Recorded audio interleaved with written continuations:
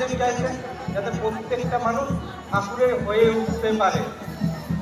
আমরা যেমন ঠাকুরকে নিয়ে ভালো আছি, তিনি কষ্ট পাচ্ছেন একটাই, যে বাকি যারা ঠাকুরকে নিয়ে এখন চলতে পারছে না তারা কষ্টে আছে, দুঃখে আছে।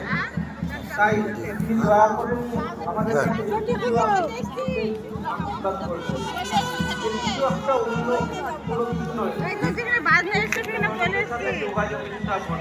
আমরা যেমন তাকে কেন্দ্র করে তাকে নিয়ে ভালো আছি, তাকে ধরে অনেক মানুষ আগে ভালো ছিল, এখন তার থেকে দূরে সরে গেছে।